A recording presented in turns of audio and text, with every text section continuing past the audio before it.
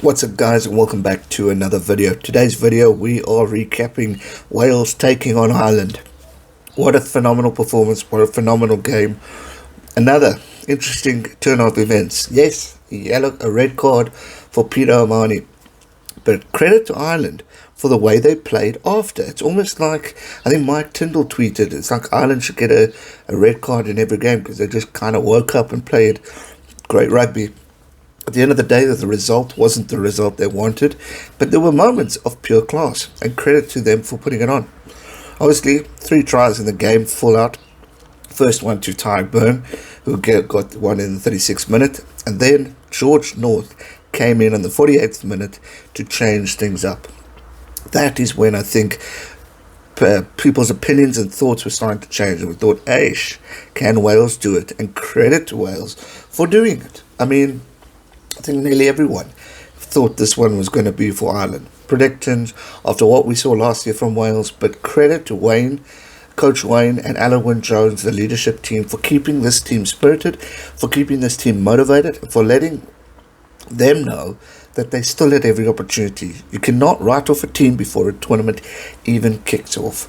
And I think we all learned that, myself included. I didn't say I wrote Wales off. I wanted them to produce great results, and I'm stoked for them for doing exactly that.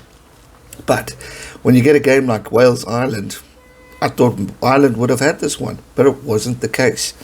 Sexton, there's a lot of talk around him. Is he the go-to man for Ireland? Should it be another? You got so many great talents in both these squads, and both teams had their moments. Ireland did too, but they just couldn't capitalize on the effect that they needed in order to get the point scored.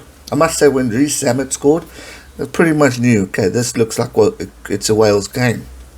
But the moment George North got that try, and it was a brilliant try, then you pretty much knew, okay, this is pretty much going Wales' way.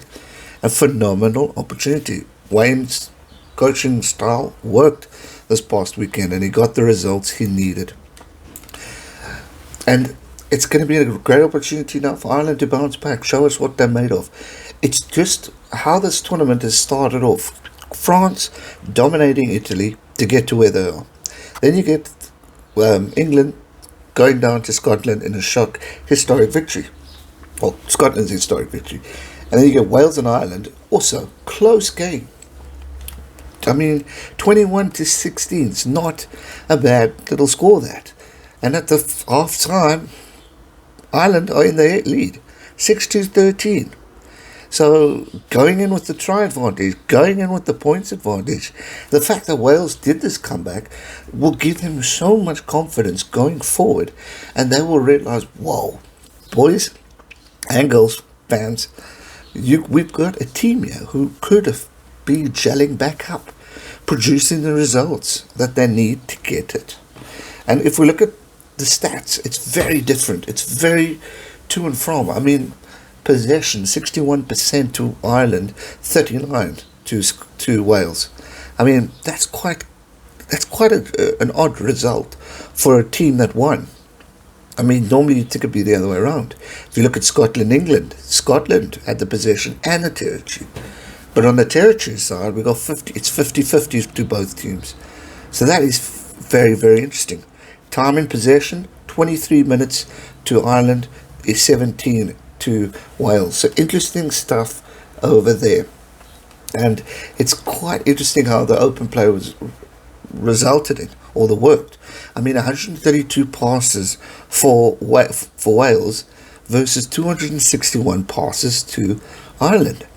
Bad passes 7-9 to Ireland. Offloads 5-3 to Wales. Knock-ons 1-0. Only one knock-on in the game. Whereas the previous one, England-Scotland, we didn't even see one.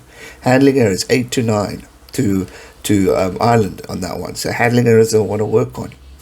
Breakdown steals 1-4 to Ireland. Rucks lost 5-3 to Wales. Rucks won in total 80 to 165 to Ireland. So very interesting. Mauls won 1-4 to Ireland. Line breaks 2-5 to Ireland. Turnovers won 2-8 to Ireland. Tackles made 91 apiece, which is fascinating. Both teams made 91 tackles. Attempted tackles 263 to 116. So 23 tackles missed for Wales, 11 tackles missed for Ireland, which isn't too bad. Sorry, I said not 91 tackles, 91% for the tackles made. So that's not bad. Both teams averaging better than England and Scotland. Dominant tackles 4 apiece. Turnover tackles 2 apiece. Line breaks 2-5. Turnovers 2-8, both to Ireland. If we look at the scrums, another game where we see 100%, not one scrum lost. 11-7 lineouts for Wales in that one. 4 stolen, however, from Ireland, which isn't bad. Goal percentages 80% to 100%, so credit over to Ireland over there. 2 conversion attempts to obviously Wales after the 2 tries. 1 to Mr. Johnny Sexton when Tadhg Beirne got it. Penalty kicks attempt 3-3. Penalty kick successes is 100%. So Johnny Sexton had a good day with the boot, getting the points he needed, but it wasn't enough, unfortunately. Discipline. Both teams got 11 penalties conceded. They'll want to work on that. Still not bad. Then obviously Peter O'Mahony getting the red card. You know, you can debate it. Oh, it should have been yellow. He still went for the head. I mean, Wayne Barnes said, you went for the head, mate. That's it. Those are the rules. Ruck penalties conceded 10-3 to Wales. Mauls penalties conceded only 1 by Ireland. Penalties conceded on the ground 10 from Wales, 3 to Ireland. And then line-out penalties conceded only 1 to Ireland. So interesting from the stats guide and how we are doing it. Some things went to Ireland's way, some things went Wales' way. One thing's for sure, what a way to end off a phenomenal weekend of just pure class of rugby. We went in this one, I only got one prediction right. I predicted England to win and I predicted Ireland to win. And obviously I predicted France. So I got France right, but I got the other 2 wrong. And it's just opened this tournament up. It's not as predictable as we maybe thought. Wales, are they finally on the turn for a wake-up that they needed? So far it looks that way. If you go to Ireland, can they bounce back? What do they need to do?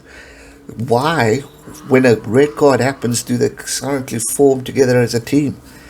How can they do better next week? And then you got other teams like England and Scotland. How can England bounce back from a historic defeat over Scotland?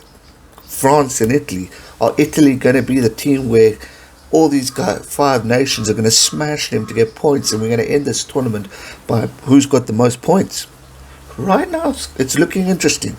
Right now, it's a tough one to predict, because you'd think France definitely, but France played Italy.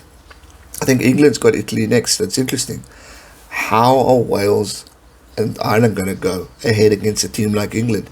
And let's not forget, there is Scotland, who's already going to be on cloud 9, and they're going to go into this next game with a full-on advantage. So cracking rugby to look forward to. I am truly excited. That's going to do it for today's video. I hope you guys enjoyed it. Phenomenal games of the weekend. What a way to kick off round 1 of the Six Nations of 2021. Let's just hope health is all intact so we can see this tournament end the way we want it. A full-on competitive, brilliant tournament, and where they can call this is one of the greatest, and let's stick to it. I'm excited. Let me know your thoughts in the comment section down below. That's going to do it for today's video. I hope you guys enjoyed it. Give it a thumbs up, subscribe if you're new, and I'll see you guys real soon for another one. Stay safe and never give up. Cheers.